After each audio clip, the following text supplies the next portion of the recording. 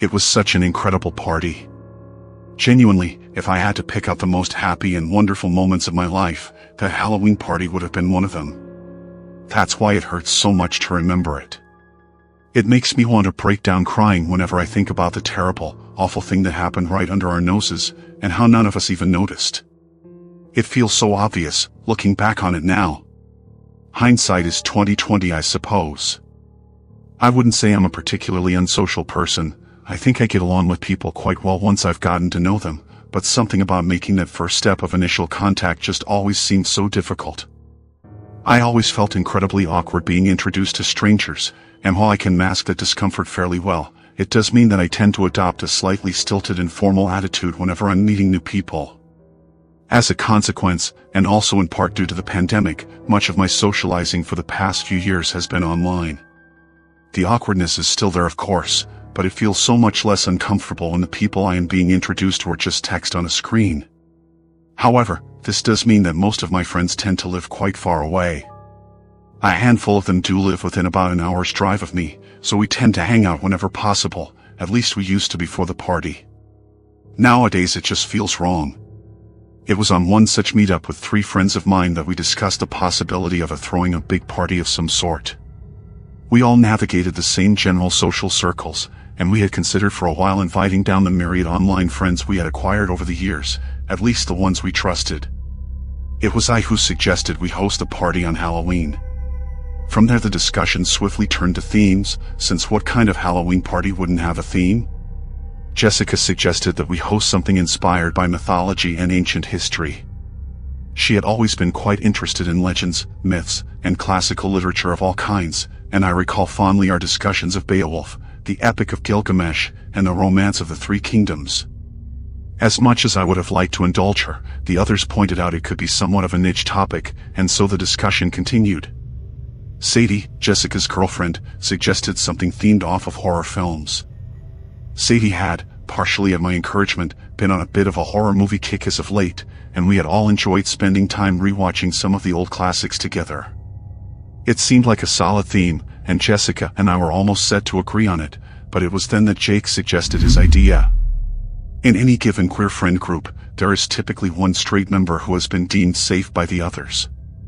Jake was that friend. We all considered him trustworthy and never really had to worry about him putting his foot in his mouth whenever the conversation veered towards a rainbow hue.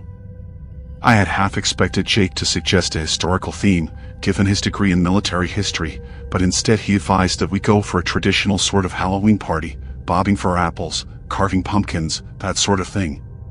The rest of us immediately agreed this would be the best course of action. Not only would it mean that none of the attendees would have to adjust their costumes for the occasion, but also none of us had ever actually attended such an event, and the novelty of something simultaneously nostalgic yet alien was the perfect combination. Instantly there was discussion of activities, decorations, and whether or not we should pool together our funds to get a fog machine.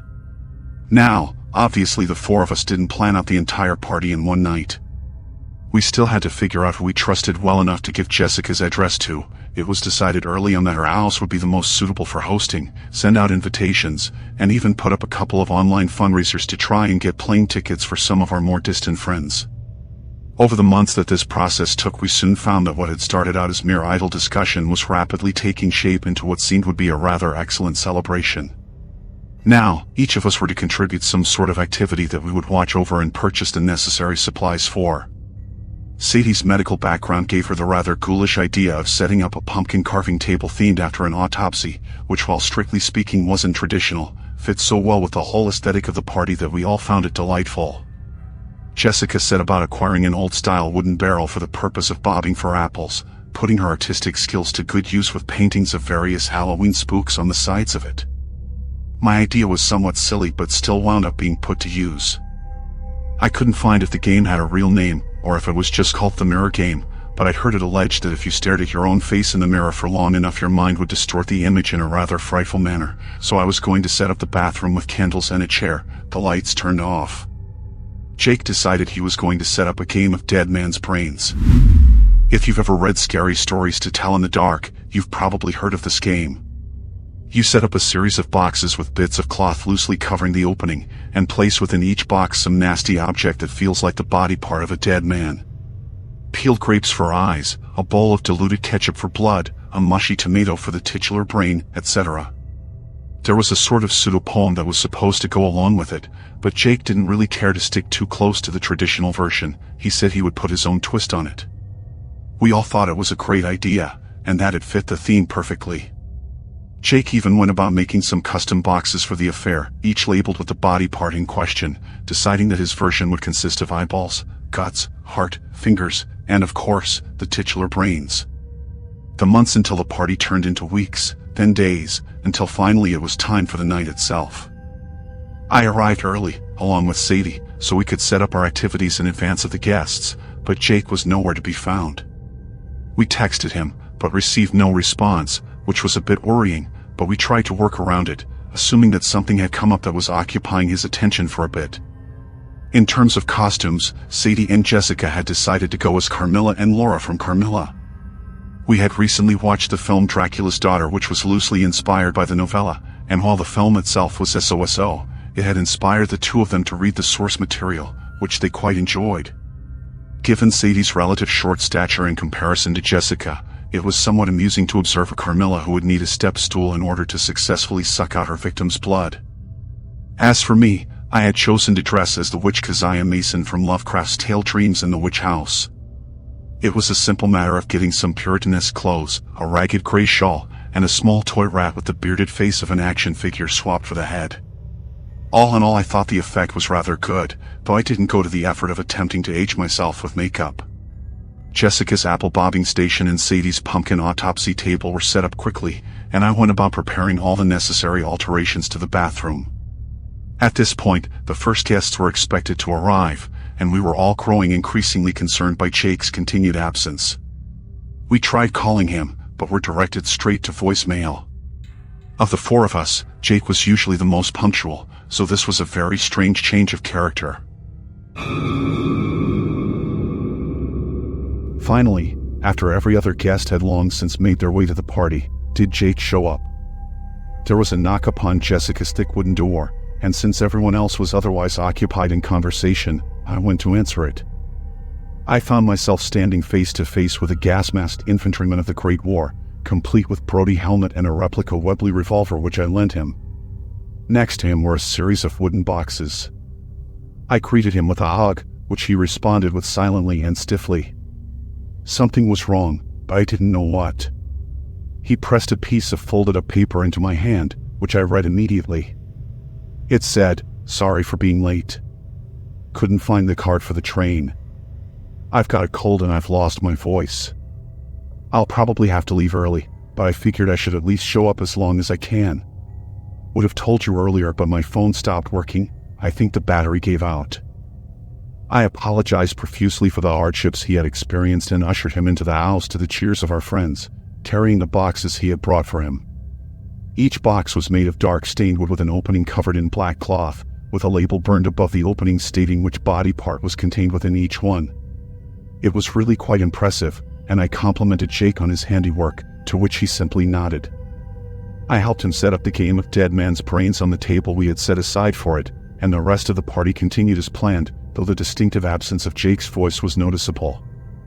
Everything about the party was perfect. Legitimately, I do not think I have ever had a happier occasion in my entire life. There was laughter, jokes. At some point or another, Ashley and Dawn broke out some card games. Elizabeth ran a quick session of a horror TTRPG of her own design. It was a truly magical evening. The theme of the classic Halloween party didn't go unobserved either. Plenty of time was spent bobbing for apples, staring into the mirror by candlelight, though it did admittedly devolve into chanting of Bloody Mary rather quickly, carving pumpkins, and everyone in the party adored Jake's rendition of Dead Man's Brains. He accepted each compliment with a polite nod and a tip of his helmet. There were 5 boxes, labeled eyes, guts, fingers, heart, and finally, brain.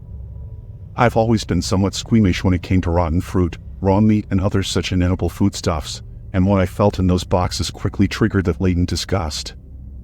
I only managed to get to guts before I had to dip out, laughingly explaining that I would vomit if I had to undergo the whole thing. There were many jokes about me being a pussy, but I wasn't pressured into doing the rest of it. We had already planned to make the party into a sleepover, since we didn't expect anyone to shell out the money for our hotel. As the evening wound down, out came the air mattresses and pillows. As soon as it was clear that the more active part of the evening was coming to a close, Jake quietly excused himself, handing a note to Jessica thanking her for hosting the party. We all gave our fondest farewells to him, each of us hugging him in turn, and he left with a final wave and a cheerful salute. We all slept soundly that night, happy from the company of friends and tired from a night of childlike, innocent fun. It was such a perfect party, and despite what I know now, I still find myself reliving that night over and over in my head, remembering how happy and content I felt. Everything changed in the morning. I had woken up earlier than usual, nose wrinkling due to an unfamiliar stench.